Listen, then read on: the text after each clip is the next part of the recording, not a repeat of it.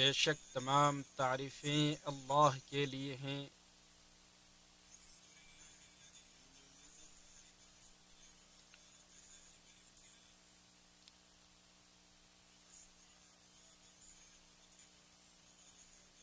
بے شک تمام تعریفیں اللہ کے لیے ہیں۔ ہم اس کی حمد بجا لاتے ہیں، اسی سے مدد مانگتے ہیں اور اسی سے بخشش طلب کرتے ہیں۔ ہم اپنے نفس کی برائی اور اپنے برے اعمال سے اللہ تعالیٰ کی پناہ چاہتے ہیں،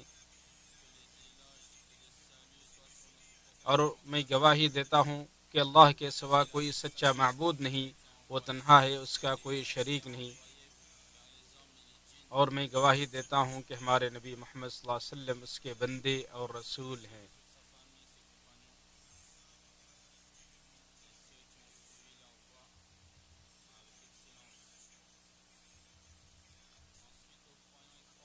اے مومن مرد و عورت کی جماعت، میں اپنے آپ کو اور آپ سب کو تقوی کی وصیت کرتا ہوں، ایک ایسے موسم میں جس میں تقوی کا مقام و مرتبہ اچھی طرح ظاہر ہوتا ہے۔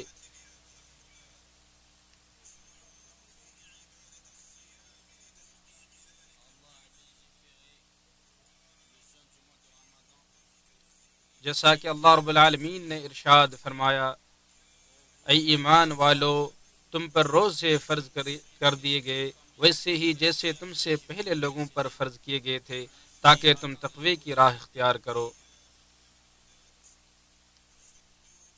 لہذا تقوی کی رسی سے اپنے دلوں کو مضبوطی سے باندھ لو اور اس کے چشمے سے اپنے گناہوں کے میل کچیل کو دھو لو، کیونکہ یہی مضبوط کڑا، محفوظ پناہ گاہ اور اعلیٰ زینہ ہے۔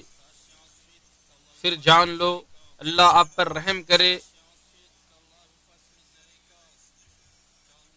کہ اللہ عز و جل مخلوقات میں سے کچھ کا انتخاب کرتا ہے اور ان کو فضیلت بخشتا ہے، جو اس کے وسیع فضل و کرم، عظیم عدل و انصاف اور بے مثال حکمت و دانائی پر دلالت کرتا ہے، کیونکہ وہی تمام امور کے حقائق اور خصائص سے واقف اور ان کے ظاہر و باطن سے باخبر ہے۔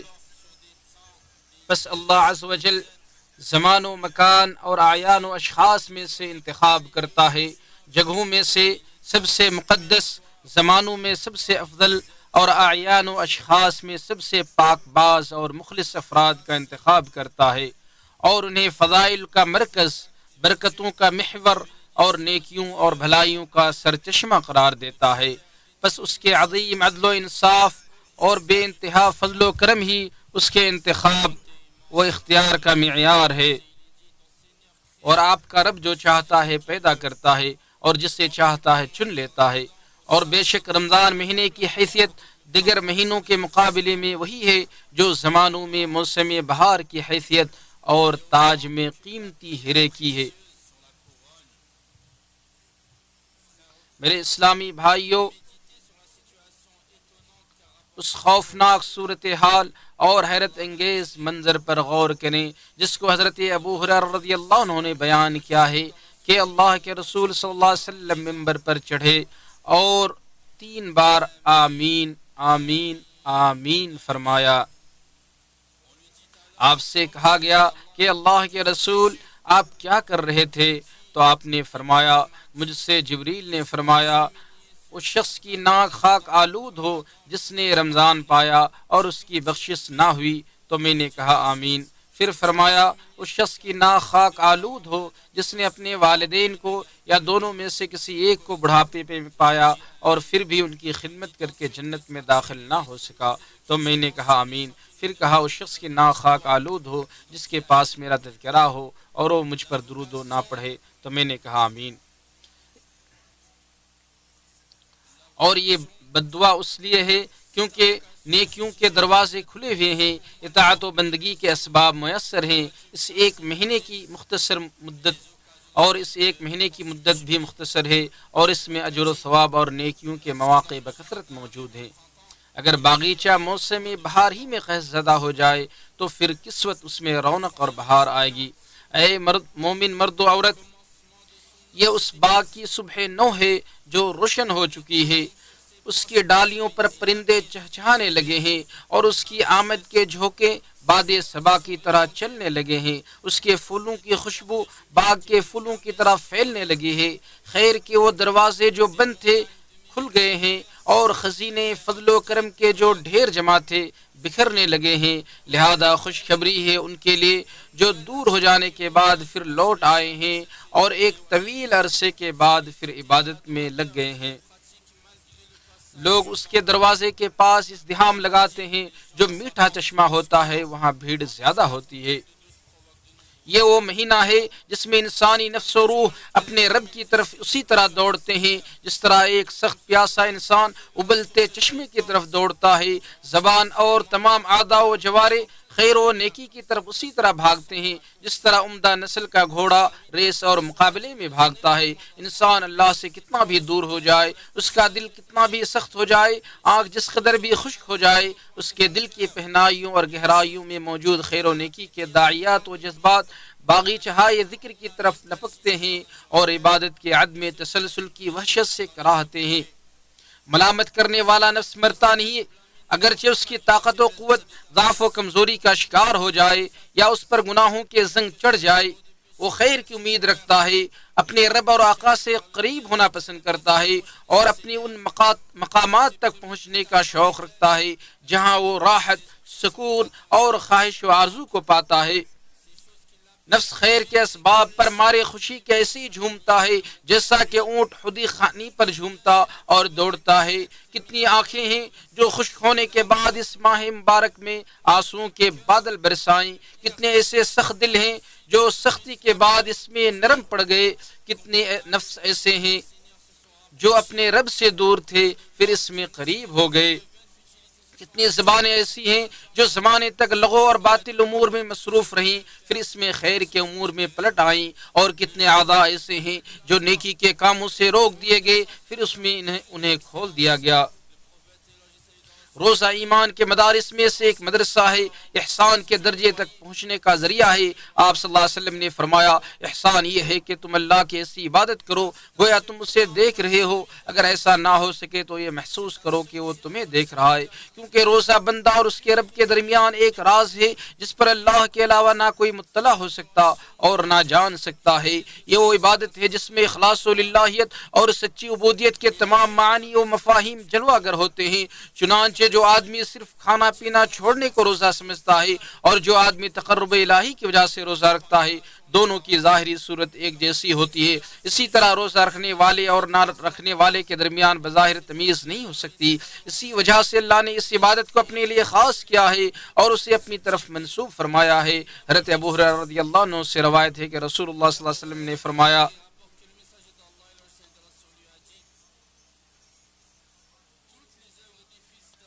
ابن آدم کے ہر نیک عمل کو 10 گنا سے 7 گنا تک بڑھا دیا جاتا ہے۔ اللہ نے فرمایا، سوائے اس روزے کے کیونکہ وہ میرے لیے ہے اور میں ہی اس کا بدلہ دوں گا، وہ میری وجہ سے اپنی جنسی خواہش اور اپنا کھانا پینا چھوڑ دیتا ہے۔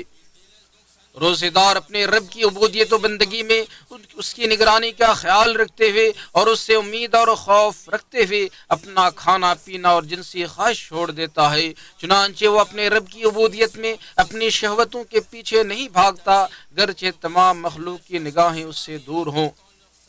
اے نجد کے نسیم صبح، جب بھی تم ان کا سلام لے کر آنا تو قافلے کی بات مت کرنا اور نہ محفوظ راز کو افشا کرنا، کیونکہ مجھے اپنے دوستوں کے تذکرے پر غیرت آتی ہے۔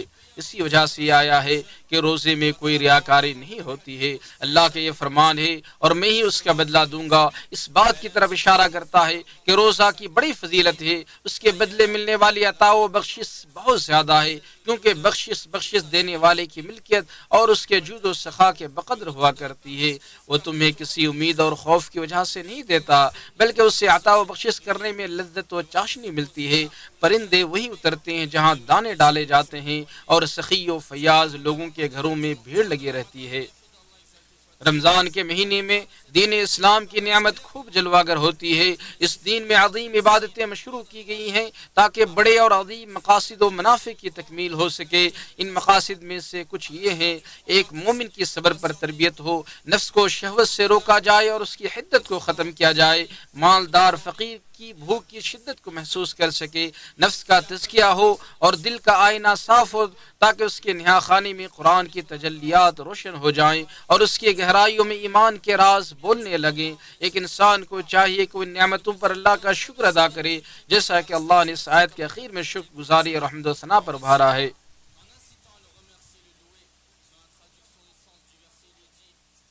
رمضان وہ مہینہ ہے جس میں قرآن کریم نازل کیا گیا، جو تمام لوگوں کے لیے ہدایت ہے، اور اس میں ہدایت اور حق و باطل میں امتیاز کرنے والے واضح دلائل موجود ہیں۔ لہذا تم میں سے جو شخص اس مہینے کو پالے اس پر لازم ہے کہ پورا مہینہ روزہ رکھے۔ ہاں، اگر کوئی بیمار ہو یا سفر پر ہو تو دوسرے دنوں سے گنتی پوری کر سکتا ہے، کیونکہ اللہ تمہارے ساتھ نرمی کا برتاؤ چاہتا ہے، سختی کا نہیں چاہتا۔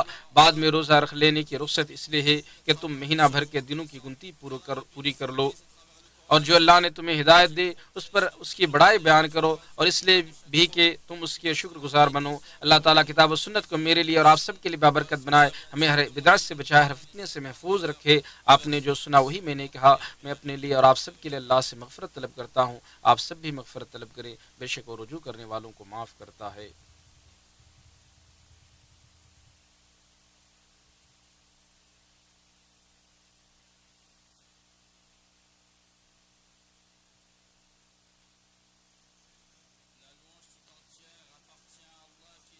تمام تعریفیں اللہ کے لیے ہیں جو حمد و ستائش کا مستحق و سزاوار ہے۔ ہمارے نبی سردار محمد صلی اللہ علیہ وسلم پر رحمت و سلامتی نازل ہوتی رہے جب تک بادل سے میہ اور بارش برستی رہے۔ اسی طرح آپ کی آل، صحابہ کرام اور آپ کی صداقت و سچائی کی گواہی دینے والوں پر حمد و صلات کے بعد، اے مومن مرد و عورت کی جماعت، بے شک مومن کے دل میں جو نیت جنم لیتی ہے اس کا آدمی کی اصلاح، اس کے کردار و اعمال کی درستی اور مخلوق و خالق کے ساتھ سلوک و برتاؤ پر بڑا اثر پڑتا ہے، کیونکہ دراصل اعضاء و جوارح دل کا آئینہ ہوتے ہیں۔ اعضاء و جوارح، افعال و کردار دل کا آئینہ ہوتے ہیں، اور دلوں کو جلا نیت کی درستی سے حاصل ہوتی ہے۔ لہذا یہ مومن کی سواری ہے۔ ذرا میرے ساتھ غور کریں کہ ماہ رمضان میں عمل و عبادت کس قدر دلوں کی صفائی اور اخلاص نیت کے ساتھ مرتبط ہے۔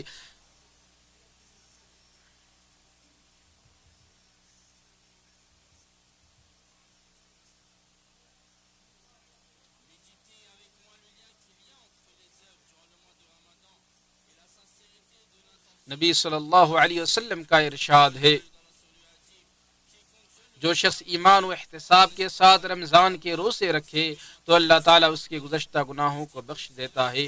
اسی طرح آپ نے ارشاد فرمایا، جس نے شب قدر میں حالت ایمان کے ساتھ ثواب کی غرض سے قیام کیا اس کے سابقہ گناہ بخش دیے جاتے ہیں۔ لہذا یہ مومن اپنے دل کا جائزہ لے، اس کا مراقبہ کر اور اس کی صفائی و پاکیزگی کا خیال کر، اور خشوع و خضوع کے ساتھ رب کی طرف لوٹنے کے عزم و ارادے کی چنگاری اپنے اندر بھڑکا دے۔ خبردار، تیرے عزم کی تلوار کو راستے کی رکاوٹیں کند نہ کریں۔ بے شک دل کی سواری کے لیے سچے قصد کے ساتھ عزم و ارادے کی وہی حیثیت ہے جو ہدی خاں کی ہے، اور سنت رسول کی پیروی کرنے کی حیثیت سفر کے رہنما جیسی ہے۔ رخت سفر باندھنے میں بہت معمولی مدت باقی ہے، لہذا اس سے غنیمت جان۔